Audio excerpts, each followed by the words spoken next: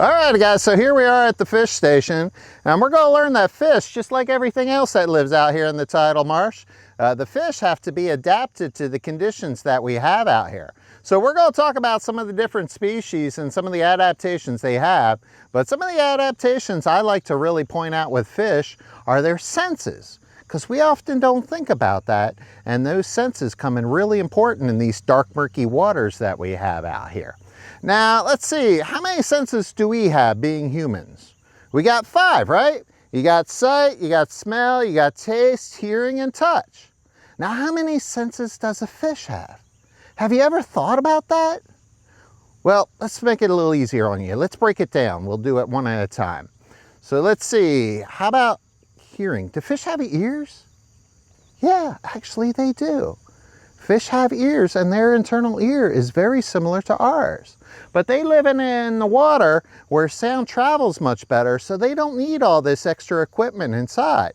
But their internal ear is very similar, and so most fish can hear just fine. As a matter of fact, some of them even have a super sensitive sense of hearing.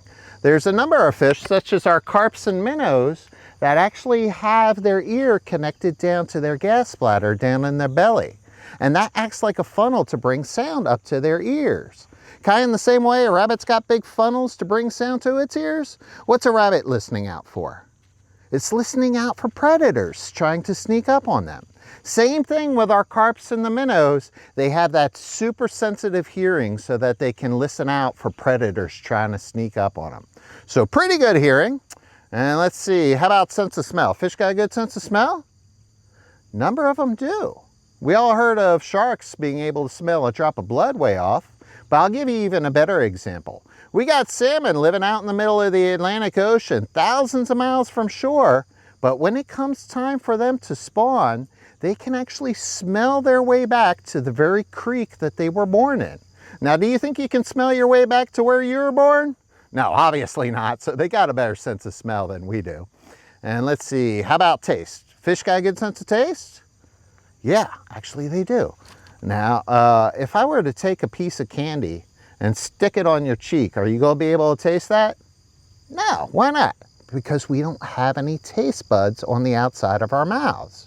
But fish have taste buds on the outside. Some of them will have taste buds along their belly or on the edge of their fins, or some of them actually have specialized structures. You'll see on catfish or our buddies, the black drum, they have what's called barbles. Those aren't whiskers. They didn't forget to shave this morning.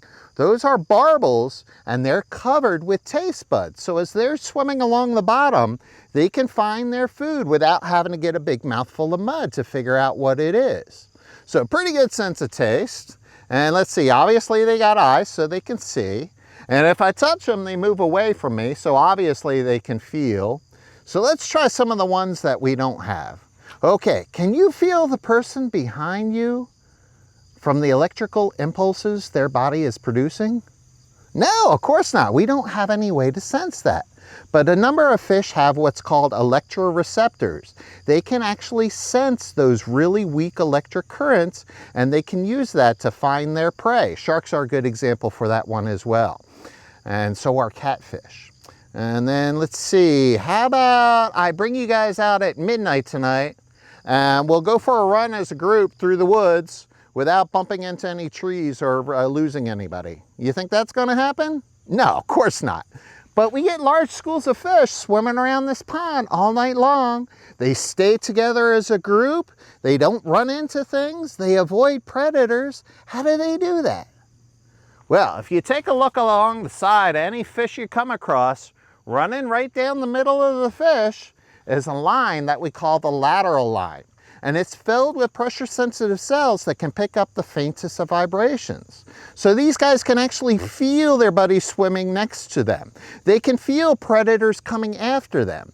They can even feel their own vibrations being reflected off of objects out in front of them, kind of in the same way that a bat can use echolocation. So that comes in really handy when you can't see where you're going out in these dark, murky waters in the middle of the night. All right, so we're going to talk about some more adaptations for some of the fish that we've collected for you today. But of course, in order to do that, we need to know what kind of fish it is, right? So we're going to be identifying some fish. So let's start off with this guy, for example. This is our buddy, the male pumpkin seed, and he's in his springtime best because he's out looking for a girlfriend. Now, are these bright colors going to make it easy for his girlfriend to find him?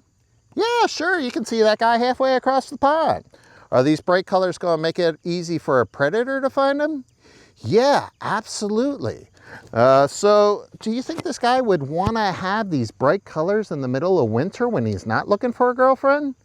No, this is an example of seasonal color change. Catch this guy in the winter, he looks a fair bit different than if you caught him in the middle of the summer. Not only do they have seasonal color change, but believe it or not, most fish can change their color with their mood. So if they're feeling like they're the big tough guy of the group, they can make themselves really dark so everybody knows who the alpha male is. Or if they're kind of freaked out because they got picked up by 5th graders all day long, they tend to get kind of pale and washed out looking. So color is not a very good way to identify fish since it changes so much. So what's something about this fish? What's something that this fish has that all fish have that isn't going to change from season to season, not going to change much as they grow? Well, let's see. The fins, absolutely. Because if you look at the families of fishes, you'll notice that within a family, those fish are very similar to one another. But as you go from one family to the next, those fins are very different indeed. So we need to know the names of the different fins.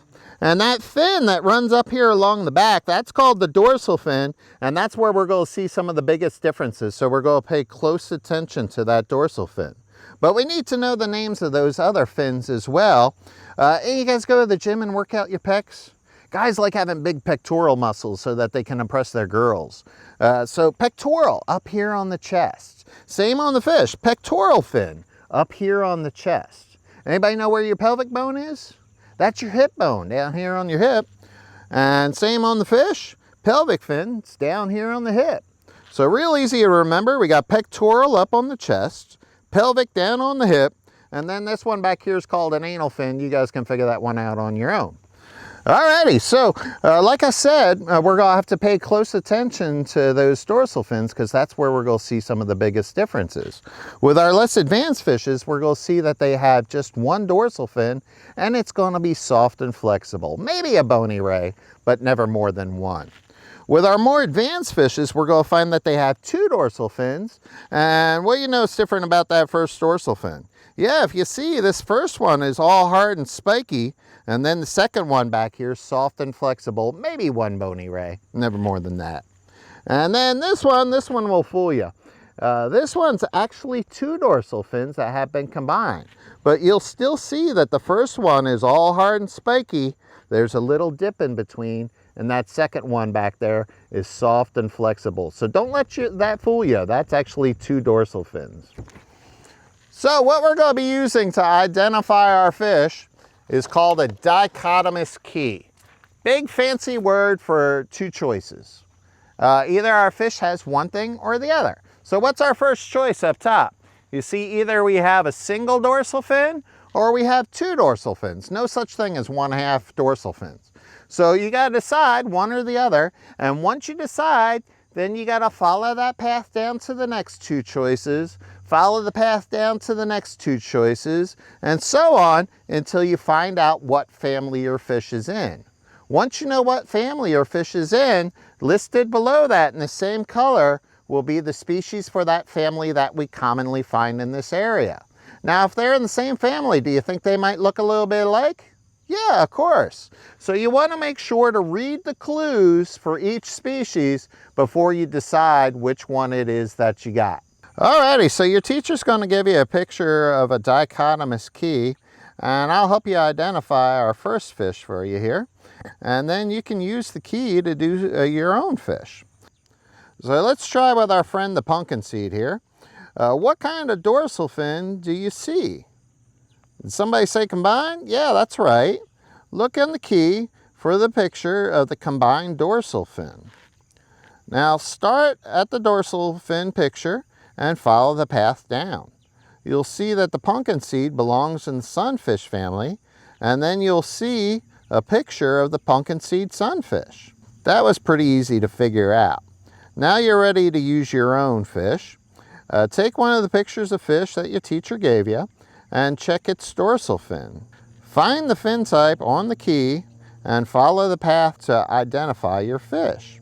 You are doing something that real scientists do when they come across a fish that they don't recognize.